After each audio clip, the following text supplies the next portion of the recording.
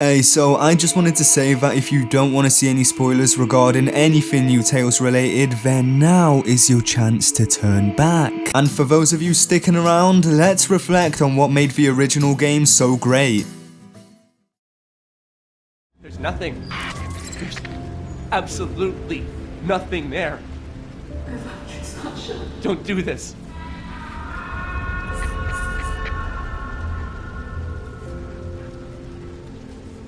I'm sorry, Jack. It's over.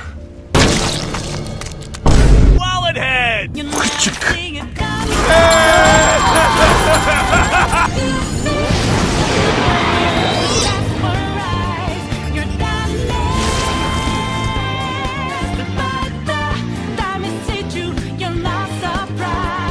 With all of those great moments in the original game 8 years ago, I do wonder what the fuck went wrong. Borderlands is my favourite franchise of all time, and it's pretty much my job to play this game and make content on it, but despite that, this is the only game I have ever played where I genuinely struggled to get to the end, and that just saddens me so much. There were so many times where I just wanted to stop playing, whether it was because of the terrible jokes, the bugs, performance, or the writing in general. Now I do want to say that whilst this video will be mainly talking about my disappointment, I do have a small section at the end talking about the positives, because there is actually a small amount of things that I did like. That, and I don't really want to end the video on a depressing note, to be honest. So the negatives of this game, which we'll cover first, will be split into 5 sections: gameplay, comedy, writing, pacing, and choices. And diving into gameplay first, there's nothing too terrible here, it's mainly just nitpicks, but they bothered me either way during my playthrough and were pretty noticeable. First of which being that I'm confused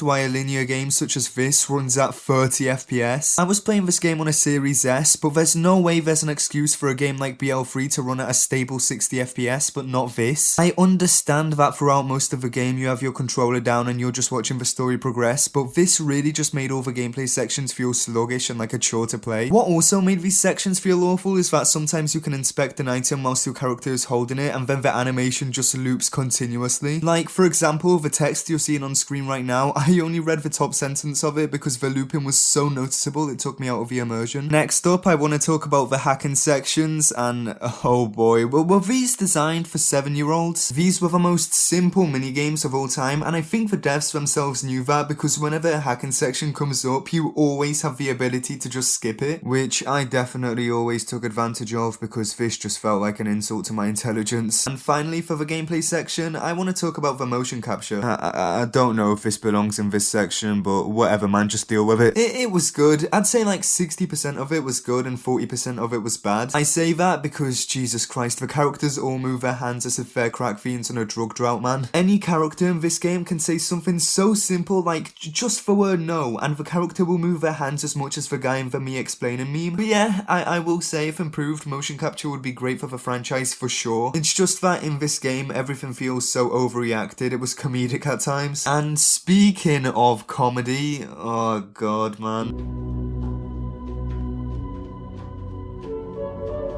This, they're literally right in front of you. Can you just shut the fuck up? Game. Is there a reason why there's a camera hidden inside your jukebox machine? Yeah. It's for my OnlyFans. Oh no, you did not. OnlyFans? Yeah, you know, it's a subscription. You did not. Is not. Wake up! It's no use. She said something else. Something. Is every single line in this game a joke? There is no serious moment at all from the funny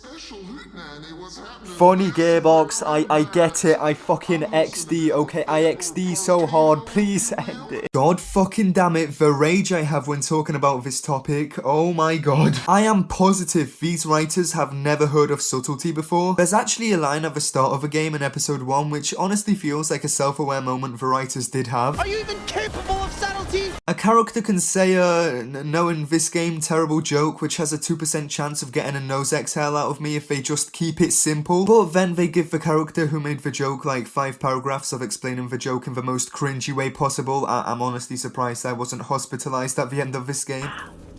This office is amazing. This is your first time in Susan's office? Oh, no, I mean, it's amazing how this office never changes. Because because I Oh god, this is gonna be one of them 500 paragraph joke explanations, isn't it?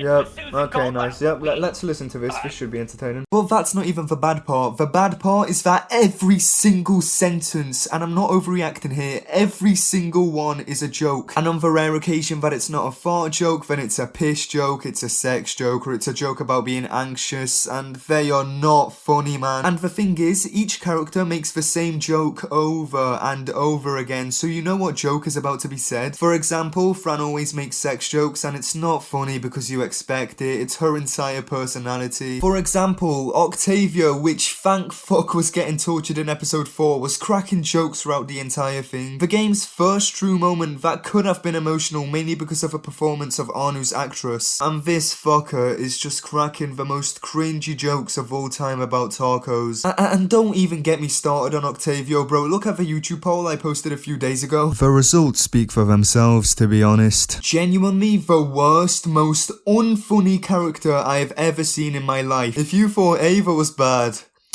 prepare yourself. We're on the final boss fight, right? The villain is constantly shooting at your friends. And this motherfucker calls Tidio for help or whatever, and he starts dancing to the hold music. He does this like 3 times in the span of 2 minutes. Like I said, subtlety please. Plus, how are we meant to find this funny? When Octavio starts dancing, do you expect us to point at the screen and go like, look at that guys, he's doing the funny Fortnite emote. Or maybe pause the game and start dancing ourselves, like what? And this has me wondering, who was this game written for? It has some of the biggest gore in the franchise. It's more gory than Borderlands 1 at times, so surely this game wasn't intended for 12-year-olds to play. I mean, they can say it's a balance and it's intended for teens, but like, I'm 17, so I guess I fall under that category, and I laugh at almost everything, yet I laughed at like 2 jokes in this game. Imagine them naked. Hey! Nice dick! Okay, like, fair enough. This was actually funny. I know people say humor is subjective and all that, but like, I haven't seen anyone actually say this game made them a haha. But okay, enough of that rant, let's move on to the writing.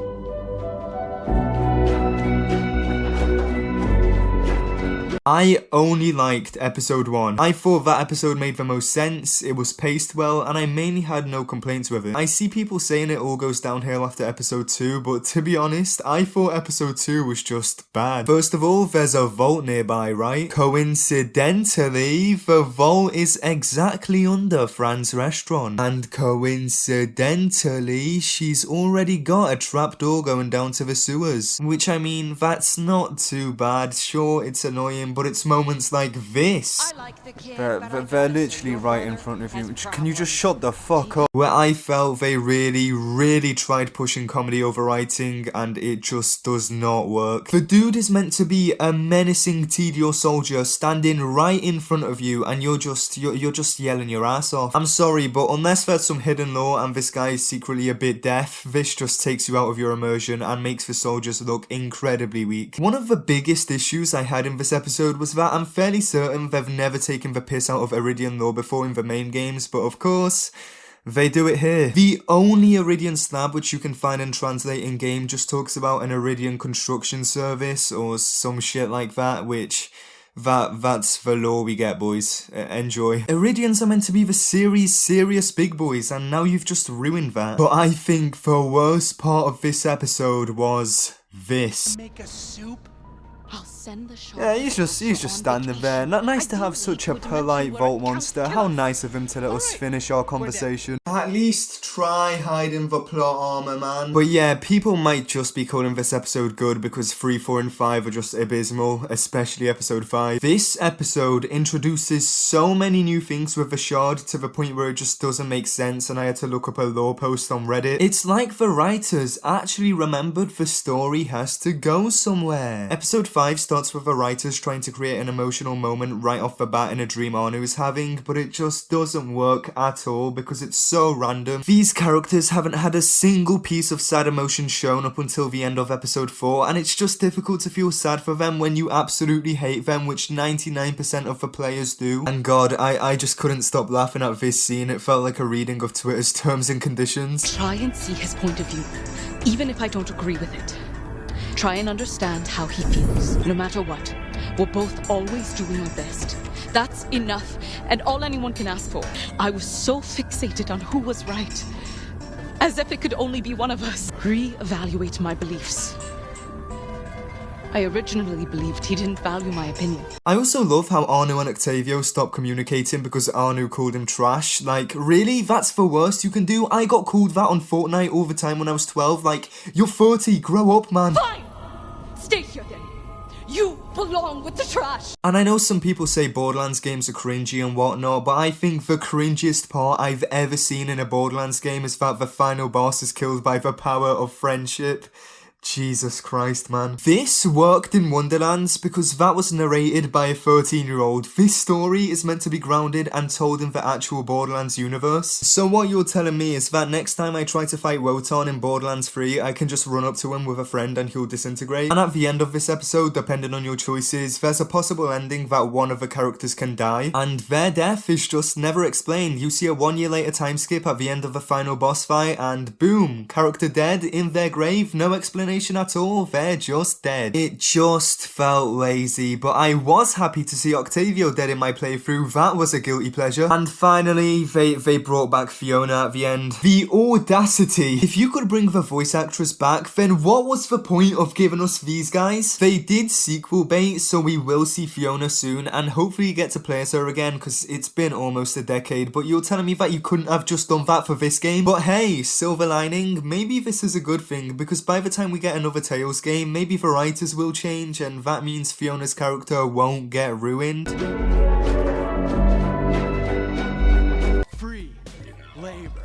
Free labor. I'm just gonna go out on limbo and assume this is a hidden message from the devs about development. This game just felt like it had no budget at all. And the thing is, I made jokes about this before release because of how poor the marketing was, but man, now I genuinely believe that was the case. You know how like in the original Tales, you're all over the place all the time? Each half of an episode is spent in a completely different environment, and they were genuinely beautiful and unique. Well, in this game, buckle up fellas, because you're gonna spend the entire thing in Franz Froger. Even when the restaurant got blown up and I thought we'll finally move away from it. Nope, Octavio just pays to reopen it and back we are. Even in episode 4, when you're in that big building your angel lured you into, it's there. That place actually haunts me, man. And this game is genuinely a long one. Each episode is like 2 to 3 hours long, but because it feels like we got fuck all done and moved nowhere, it feels dead short. Choices. The most important sections of this game, the whole game revolves around these, and none of them matter until episode 5. I want to say around 97% of choices are only dialogue related and don't have an impact on the actual game. And this is a major step down from the first game, as there you had options such as go to Old Haven or Hollow Point, or the options to shoot Finch with different elements, which ultimately changed quite a bit. Which, come to think of it, this kinda links to the theory of the budget of this game being very low. Choices don't matter until the end, and that is a much easier thing to code, because obviously once a choice has impact at the end, they don't have to carry that anywhere. But yeah, those are my negatives. I know it did feel like a big rant, but I had to, man. This game felt like a punishment to play. But now, as promised, let's talk about the positives. Episode 1 as a whole was fantastic. I loved it. The Tedio invasion was fantastic. Stapleface was an awesome side character, and paying homage to the first game in multiple scenes was really cool. There were things like starting off in the office and getting fired by your boss, which happened in the first game, stealing Reese's car. It was just nice overall, and really kind of showed how Reese is transforming into who Vasquez was. And speaking of which, Reese was really well handled in this game. He was funny, felt like Tails 1 Reese, and looked like Tails 1 Reese. Yes, they finally de-aged him. He looked 50 in Borderlands 3, it was very annoying. Another great thing about this game was Louis. Need I say more? The art style was amazing. What do you expect? It's a Borderlands game, and of course it's gonna be amazing. And finally, I really loved the Vaultlander mode. I like how each figure has a different ability, and the one Tedio soldier you find who keeps asking you to battle him is hilarious. And yeah, that's it. So, closing thoughts, I am genuinely terrified for the future of this franchise. If this is the writing we keep going forward, then I genuinely don't know how much of it we can take, and we really need to switch things up. With 2 failures in a row now, we really need Borderlands 4 to bang. And let me just end off by saying that after a decade, no one will be talking about this game, but in 5 years' time, people are still gonna be begging for more Reese and Fiona. Do not buy this game.